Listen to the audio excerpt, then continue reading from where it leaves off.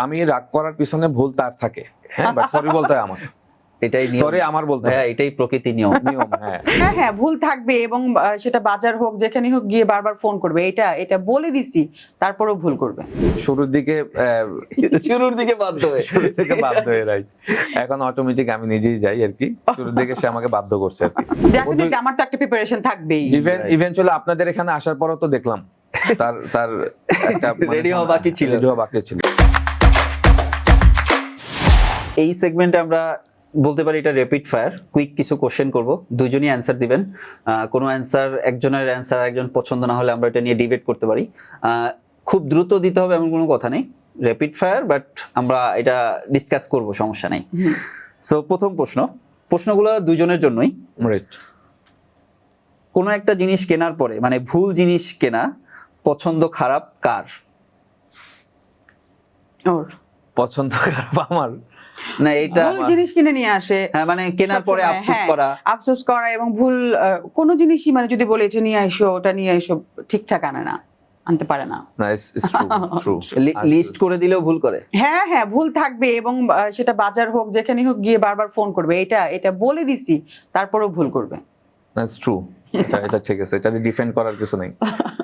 Ready হতে কে বেশি সময় না? অবশ্যই আপু রেডি হতে সময় লাগবে, বাট রেডি হওয়ার জন্য বেশি নাটক করে কে, যে আমি এইটা পরবো নাকি ওইটা পরবো, এই করবো নাকি, এটা আপু করে? এটা আপু করে এবং অনেক টাইম নিয়ে করে আর কি। মানে আজকেও যেমন রেডি হওয়ার সময়, হ্যাঁ, মানে আমি ঘুমাইতেছিলাম, ও তো অনেক আগে উঠে গেছে, হ্যাঁ, মানে ওইটা মানে কোনটা পরবে, এটা ঠিক আছে কিনা, ওইটা ঠিক আছে কিনা। আমার যেমন রেডি হতে 5 মিনিটও লাগে নাই, আমি 3 মিনিটে 4 মিনিটে রেডি হয়ে গেছি। ডেফিনেটলি আমার তো একটা প্রিপারেশন থাকবেই।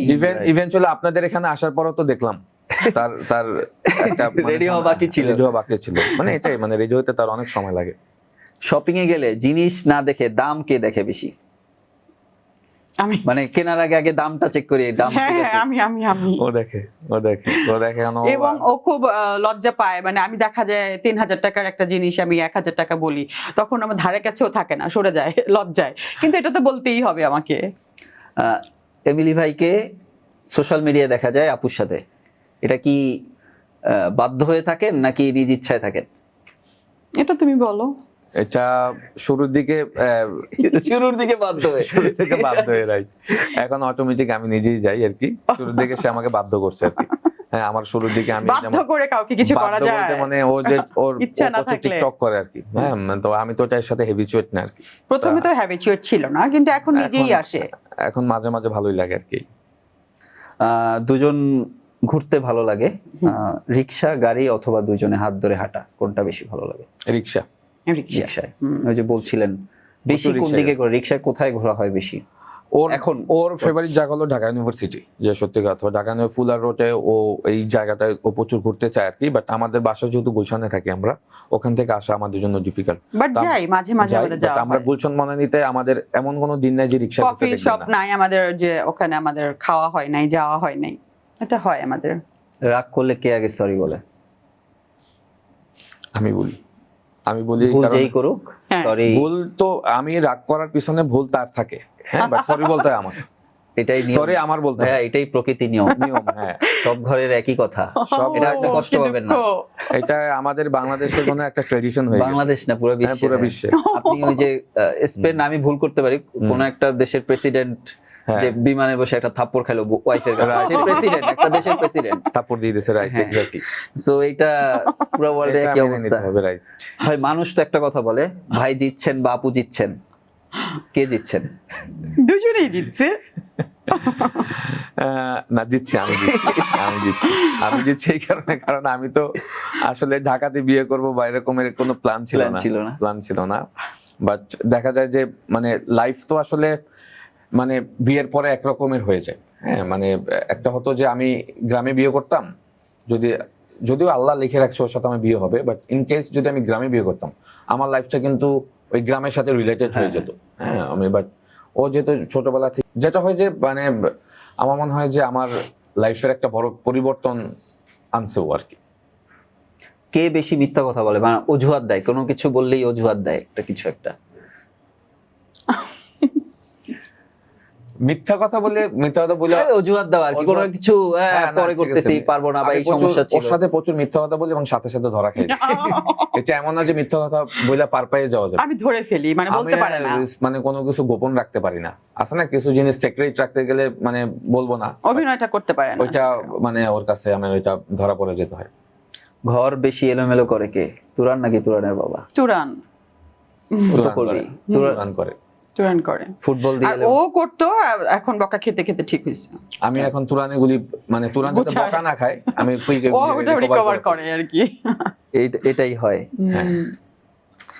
এটা এমন কেন, ওটা অমন কেন, সবকিছু নিয়ে ঘ্যান ঘ্যান করে কে? আমি।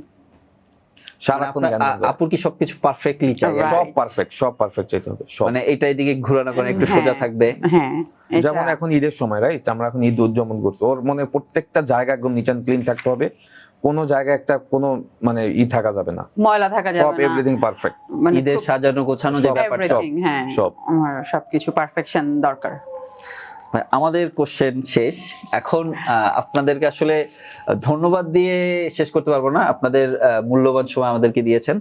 এই ঈদে দর্শকদের উদ্দেশ্যে যদি কিছু বলতে চান।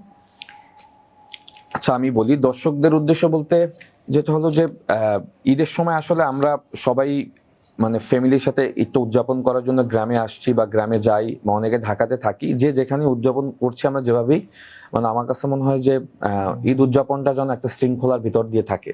আমরা এমন না কিছু করি যেটাতে আসলে আমাদের সমাজের বা আশেপাশে মানুষের কোনো রকম কোনো ক্ষতি হয়। আমি চাই ঈদ তো আসলে আমাদের একটা খুশির জন্য, এই খুশিটাকে যেন আমরা এমনভাবে উদযাপন করি যেটা আশেপাশে মানুষ সবাইকে নিয়ে করতে পারি, হ্যাঁ, যেন সবাই আমরা খুশি থাকি।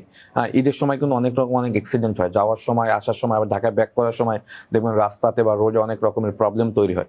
সেইগুলি থেকে যেন আমরা সেফ থাকতে পারি এবং ফ্যামিলিকে যেন পুরোটা সময় দিতে পারি, এবং সবাইকে আবারও ঈদ মোবারক। আপু?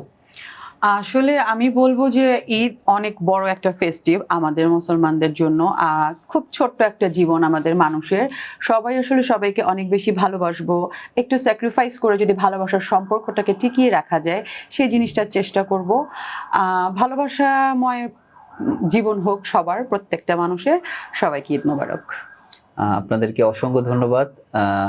হোপফুলি আবার একসাথে আরো কোনো শোতে আপনাদেরকে পাবো ইনশাল্লাহ। ধন্যবাদ। আপনাকেও অনেক ধন্যবাদ। দর্শক, আবারও সবাইকে ঈদ মোবারক। আমাদের সাথে থাকার জন্য অসংখ্য ধন্যবাদ। আল্লাহ হাফেজ।